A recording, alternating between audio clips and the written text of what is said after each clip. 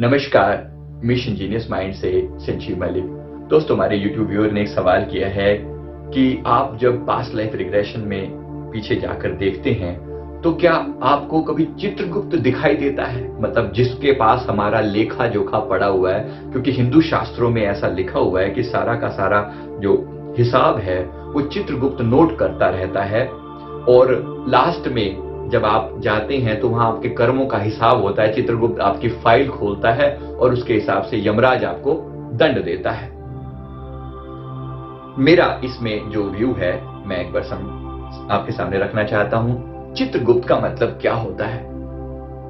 गुप्त रूप से चित्र लेना, सीक्रेटली चित्र लेना, फोटो। जैसे आजकल हिडन कैमरास आते हैं ना, बस ऐसे ही समझ लीजिए कि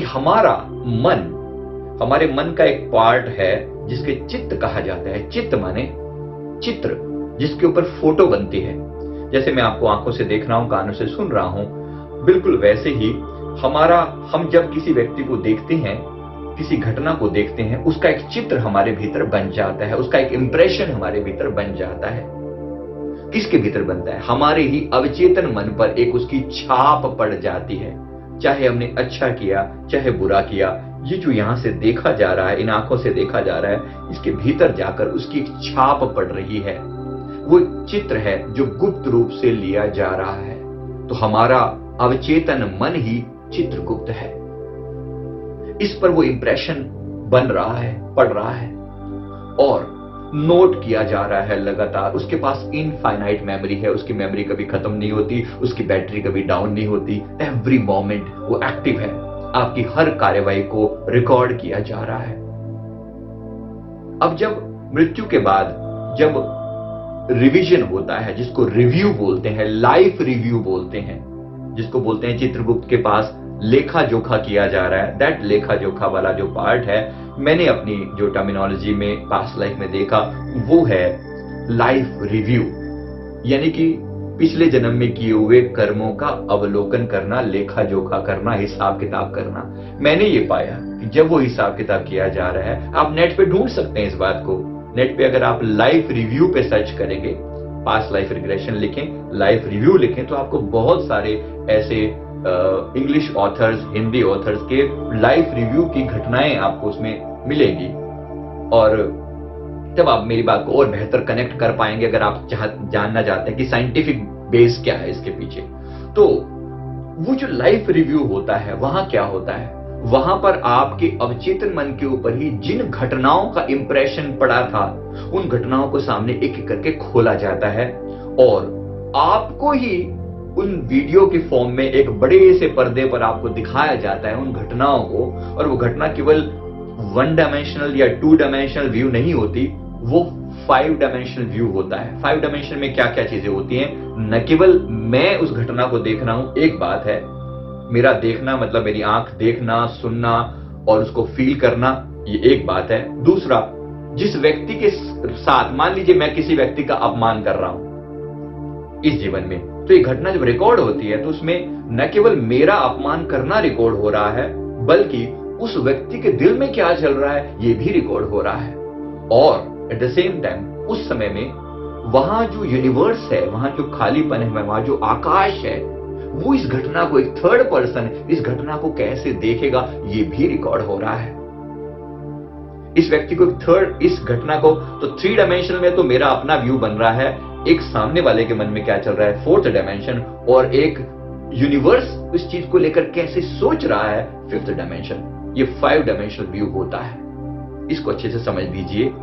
इसका मतलब ये होता है कि उस व्यक्ति के साथ आपके पुराने कार्मिक रिलेशन क्या थे, वो सब भी साथ में ही रिकॉर्ड होता है। इसका मतलब ये है कि आप बच नहीं सकते। आप ये नहीं कह सकते नहीं, मैंने तो अनजाने में ये बात इसको कह दी थी, मेरा उद्देश्य इसका अपमान करने का नहीं था।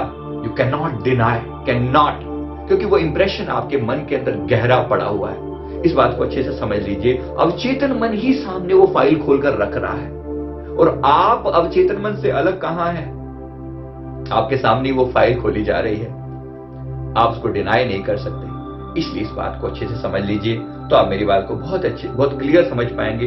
कोई चित्रगुप्त बैठकर लेखा जोखा नहीं लिख रहा, आपका अवचेतन मन ही आपका चित्रगुप्त है। और हर बात को रिकॉर्ड कर रहा है। अब चित्र लेने का मतलब क्या होता है? कैमरे में अगर जो मैं, जैसे अब रिकॉर्डिंग है, मेरा हाथ कैमरे में अगर यहां था तो यही फोटो अगर ले ली जाए तो यहीं का यहीं रह जाएगा, फिर उसको मॉडिफाई नहीं किया जा सकता। तो मैंने जो कहा वो ऐसे का ऐसा इंप्रेशन मेरे मन पर पड़ गया या किसी और के मन पर पड़ गया, आप उसे डिनाई नहीं कर सकते। अगर आपने किसी का दिल दुखाया है तो आप बाद में ये नहीं कह सकते कि नहीं मेरा इरादा नहीं था लेकिन ऐसा हो गया। आप नहीं कह सकते।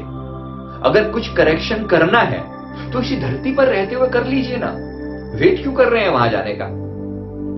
इसी धरती पर रहते हुए अगर शाम को ही, हर रात को सोने से पहले आप खुद चित्रगुप्त बनकर अपने दिमाग का एनालिसिस कर लें कि आज मेरे साथ क्या क्या घटनाएं हुई है, एक बार मैं पुनर्वलोकन कर लूं, एक बार पुनर्विचार कर लूं।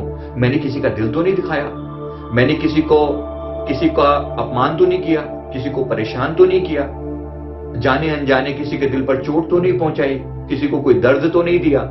एक बार इसका अवलोकन करें और आप पाएंगे कि रात के उसी समय आपका फैसला हो जाएगा। आपका अवचेतन मन यहीं बैठकर आपको गवाही दे देगा कि नहीं ये गलती हुई है, इस बंदे से मुझे माफ लेनी।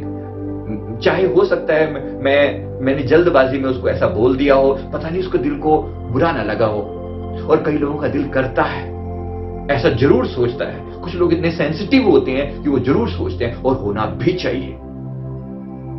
ऐसे लोगों को एंजाइटी भी होती है, कुछ तकलीफें भी होती हैं, लेकिन मैं फिर इस चीज की तारीफ करना चाहूंगा कि अगर है तो शुक्र मनाइए कि आपका मन इतना सचेत है कि वो आज भी सेंसिटिव है। इसने बड़े दुख पाए होंगे, जरूर पाए होंगे, जन्मों जन्मों में इसने दुख पाए होंगे, जो आज आपका मन इतना सेंसिटिव है, और ये अच्छी बात है। तो क्या करना है? उसी वक्त उसका हिसाब किताब पूरा कर देना है। हो सके अगर किसी व्यक्ति के प्रति कुछ गलत कहा गया तो उससे माफी मांग ले, तुरंत माफी मांग ले, हिसाब किताब पूरा कर दें। अगर ये किसी कारण से पॉसिबल नहीं है, वो व्यक्ति जा चुका है, कोई और दिक्कत है, तो मन ही मन अपने इष्ट या गुरु या परमात्मा के प्रति माफी का भाव रखें कि प्रभु मुझसे गलती हो गई, इस व्यक्ति का दिल दुखाना मेरा पर्पस नहीं था, लेकिन उस समय मेरा मूड खराब था, ऐसा मुझसे बोला गया, मैं फिर माफी चाहता हूं अभी और यही इसका हिसाब हो जाएगा। यकीन मानिए ये कुछ भी आपका कर्म नहीं लिखा जाएगा। अगर आपने यही उसको निपटा लिया तो फिर आपको कोई कर्म बंधन नहीं पड़ेगा। इसी तरह से अगर हम अपने पिछले कर्मों की भी हिसाब की माफी मांग ले कि प्रभु जाने अनजाने जो भी मुझसे कर्म हुए हैं उनकी मुझे माफी दे दी जाए, तो आप पाएंगे पिछले कर्मों का भी हिसाब आपको थोड़ा बहुत कर कुरा के मिल जाएगा। और आपको कहीं उस जब हिसाब किताब होता है, लाइफ रिव्यू होता है, वहां आपको दंडित नहीं होना पड़ेगा, वहां आपको परेशान नहीं होना पड़ेगा। तो जो होना है वो यही हो जाए, यही हो जाए। वहां पर भी हिसाब होता है और उस समय में आपकी कुछ नहीं सुनी जाती, क्योंकि आप कुछ कर नहीं सकते वहां पर। वहां माफी मांगते हैं लोग, वहां हमने लोगों को चिल्लाते कराते हुए देखा है, लेकिन वहां कराने से क्या होने वाला है? कुछ नहीं हो सकता। इस लाइफ में होते हुए हो सकता है, क्योंकि अब आप रोल प्ले कर रहे हो, इसी धरती पर आप मौजूद हो, वो व्यक्ति भी है जाने अनजाने जिसका दिल दुखाया जा रहा है, यही और अभी हिसाब पूरा कर लो ताकि बाद में दुख ना झेलना पड़े।